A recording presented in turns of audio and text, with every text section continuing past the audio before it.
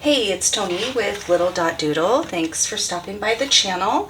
Today I wanted to share our experience and our purchases from the San Francisco Pen Show.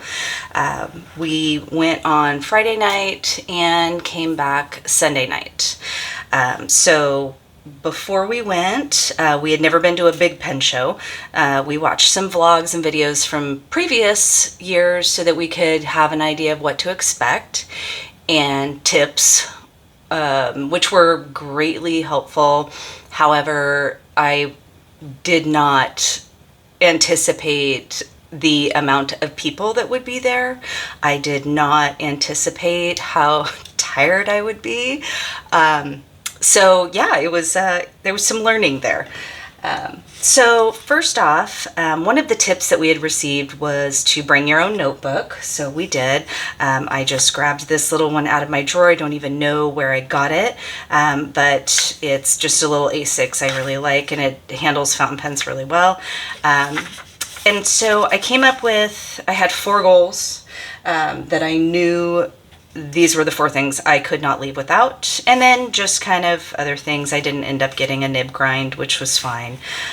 So we, knocked these 4 off the list first thing Saturday morning. So something that's fun that I found at this pen show was that vendors have stamps that you can put in your notebook. And so I will go back and write a little something about these different vendors, whether I bought something from them or whether I want to in the future. I did a little first day recap. As we were inking up some of the pens we got, I was just doodling in here a couple of sentences, more stamps. This is pretty much all stamps at this point. Day 2 recap. And then things I would do differently, which I will talk about at the end of the video if I have time. And then just my little name tag. So yeah, it was a great time. I learned a lot. And even though, we've been in this hobby for about 10 years, we just had never gone to a big pen show. And this was a great experience because our kids are grown and we just have one teenager in the house still, and so it's a lot easier to travel and do fun things like go to pen shows. So I'm going to just go through really quick and share our goodies. Of course, we had to go to Rickshaw. We love his stuff. This is my husband's pouch, and it's got the yellow fuzzy in it. I got the green pouch, green fuzzy, 3-pen holder on one side and a notebook holder on the other. This design is from Tom Otto of Gold Spot Pens. He has a little side hustle of ink and drawing, and when we were at the rickshaw table, we got the whole history lesson of how they collaborated. That was super fun. And then I had seen this online and just needed to decide what size I wanted. So I got this size, which I think will be really great to just throw into my bag and take to school. So those were our purchases from Rickshaw.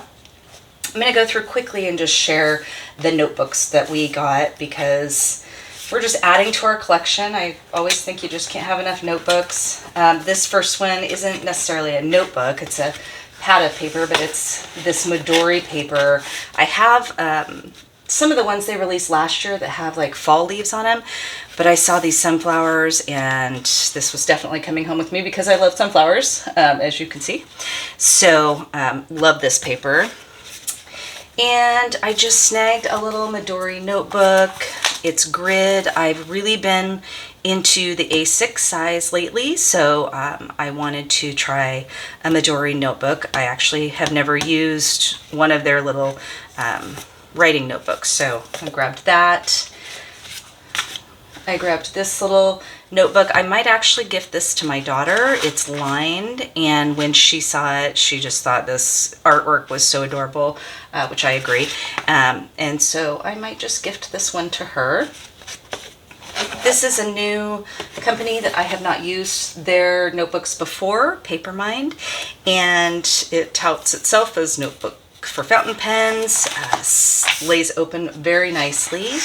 It's got glued spine. And I probably won't use this for bullet journaling because the texture on the outside is pretty rough, and I like to put a lot of stickers on the outside of my bullet journal, so it may not really like that. I grabbed a Nebula notebook. I have about 3 of these that are already filled, and I just really like the width of them. This one is a plain one. I think I did that on accident because I normally pick dotted, but I will come up with a use for it for sure. My husband grabbed this. Is another brand we have not used before. It is a grid, lays nice, and it's pretty thick, so 96 sheets.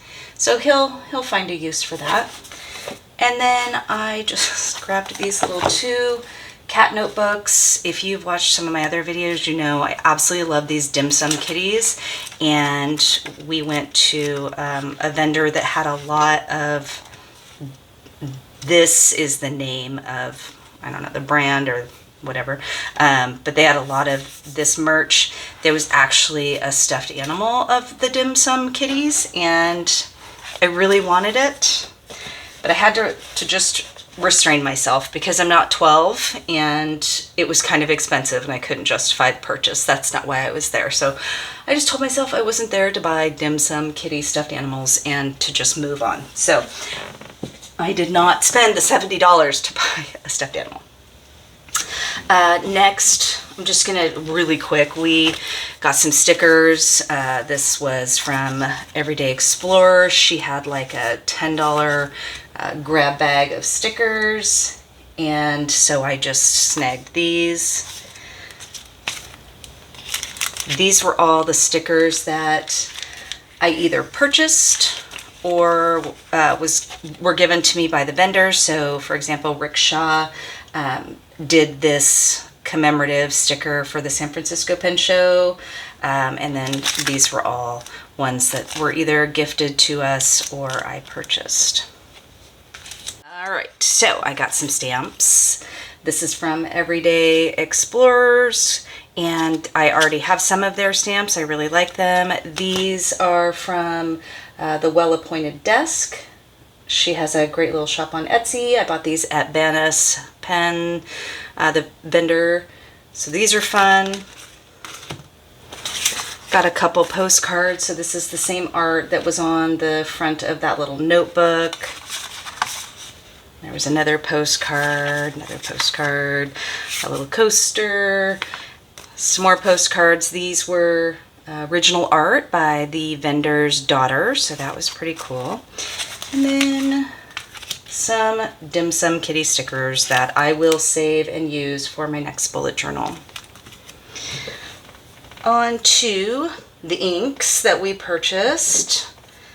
We got a few bottles. So we got 2 Waringle bottles, we got a Colorverse bottle, and then 2 Robert Osters. I did swatches of these 5 that I will show you in just a second. We did get 2 inks from this brand, and I called it Anderbilium. I can't read that. I don't know. The cursive is just a little too cursive for me and my eyes are old. So anyway, if you know the name of this company, give them a shout out in the comments and tell me how to say their name because I just couldn't figure it out. But here are the ink samples. So this is the Robert Oster. This is the this is the Free Spirit. This is the Robert Oster. I wrote Turtletown because I couldn't read it, and then my husband told me that's not it, so I'm not sure what it is, but it's not Turtletown. I'm just going to call it Turtletown. This was the Colorverse Blue Dragon with Glistening Silver, the Waringle Anubis, which is a super pretty brown with a little bit of shimmer in it, and then this is the Frankenstein Waringle. Has purple with some blue and copper shimmer. Super pretty. Lastly, I am going to share our pen purchases. So the first table that we went to was the Schoen Design. Ian Schoen crafts these adorable pocket pens. These are the faceted ones. He also has smooth, and he has a ton of different colors. And so my husband got the blue one, I got the orange one. And they had either regular steel nibs or these black plated ones, and we both went for the black plated ones because that just looks so sharp. So we love these pens, and they are going to be great little pocket pens for our collection. My husband grabbed a Tassia. I don't know if this was specific show special, but it was very affordable. It was just a great, Tassias are great writers. And so he snagged this and can put any ink in it. I think that's why he liked it so much. It's kind of got a cool clip. Let's see if I can, it shows it on camera. It doesn't really show it on camera, but it's kind of a cool little clip. I, of course, had to go see Jonathan at Carolina Pen Co. and snag this, which knocked off one of my 2024 pen goals, which was to get a matte pen. So I love this. It's got purple and green and abalone. It's got some pink. I actually put that Waringal Frankenstein in it. I love his nibs with his little stamp of the little ink splotch on it. Just super cute. So this was a fun purchase and got me knocking off those pen goals. I grabbed a pen or a nib holder from Carolina Pen Co. And the ones that I have are the longer nib holders. So when I saw this, I was really intrigued. And so not only did I absolutely love these colors, and I love that it was matte, I wanted to try it out as a smaller dip pen holder. So if you've watched my other videos, I'm always complaining about my Kakimori nib, that I just can't get the hang of it. So I shouldn't be complaining about the nib. It's not the nib's fault, but I practice with it all the time. I can't get it. But last night I put this in this smaller nib holder and did some writing samples, and it was so much better. So I don't know. I don't know what the magic was, but I had a much more pleasant experience with this short holder. I love it. I love the colors, love the green. So pretty. So I was really happy with this purchase. And then finally, we stumbled upon Drumgools has a collaboration with Leonardo. And on Saturday, we stumbled upon this one. It really, well, I'm just going to show you. It's fantastic. This is such a stunner. So this is matte. There were 80 pens total made. 80 or 40. I can't remember what my husband said. And this is number 8 of either 40 or 80. So how cool is that? And then, check this out. This nib is a size 8, and it is titanium. It's absolutely fantastic. So my husband picked this up on Saturday, and they only had one broad. The rest of their nibs were fine or extra fine. They only had like 4 of these out. So I knew that I wasn't gonna buy a fine or an extra fine. And so that was fine. I let him have this. That was great for him. But we went back to the hotel and he inked it up and I wrote with it, and I absolutely fell in love with this. So my last goal for 2024 was to buy a Leonardo pen. But this wasn't going to be it because I wasn't going to spend that kind of money for a nib that I knew I wasn't going to love. So I thought about it and we went back the next day, went back on Sunday. And even though I'm really loving the matte pens right now, they had the same collaboration, a little smaller, but with a non-matte finish. So I went ahead and picked the body of the pen that I liked, and then had him swap out the nib so that I could have a broad nib in this body. This is a remarkable pen. It writes like a dream.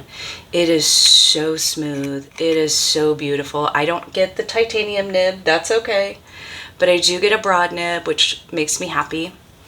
And the body of, they had probably 4 or 5 of these, and this was the body I liked the most. So it worked out that I could just have him swap it nibs for me so that I got a broad nib too. So we are super happy with all of our purchases. I did get a blue crab because I don't have a blue crab. I have some other crabs. And I did get a little dim sum kitty vendor. I shouldn't know their name. I don't. They had this corny little like kitty in a box surprise. So I bought this, and it's this little plastic kitty, and it's an elephant slide, and it just sits on your desk and it goes down the slide. So why not? It's just fun. All right, so the last thing really quick, I'm just going to share what would I do differently. So we got there Friday night, and there were already people mulling about with their pen stuff in the hotel lobbies, in between the 2 hotels. So the hotel that we stayed at is in the same parking lot as the hotel and the pen show, so they're kind of connected. I would have arrived on Friday early enough to go to the show, and then go Saturday, and then probably leave Sunday morning, instead of going Saturday all day, going Sunday all day, and then leaving Sunday night. I would get the early access pass. I didn't get the early access pass because we are not morning people, and I did not think I would want to get up at 7 o'clock and be there at 8. So we just were like, oh yeah, we'll get there at 10. I had major FOMO. I was sure that everything was going to be sold out by the time we got there.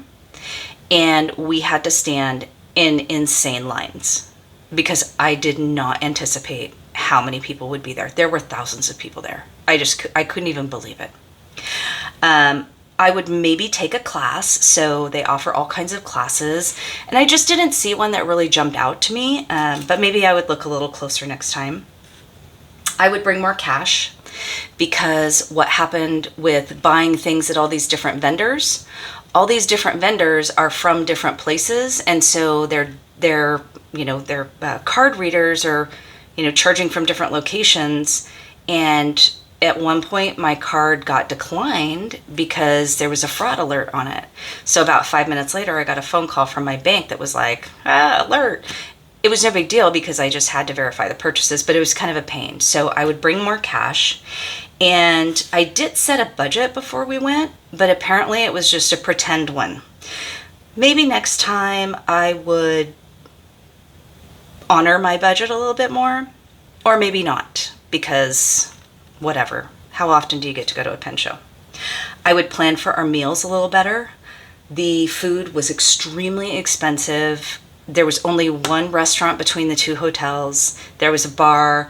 We walked about a half a mile for some very mediocre Hawaiian barbecue, and everything was just so expensive. Like, we spent $100 on breakfast. I mean, it was crazy.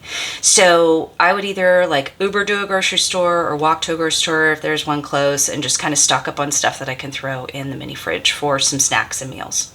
So those are the only things I would do differently. Really glad we went. We had a great time. Can't wait to kind of go back through and fill all this in.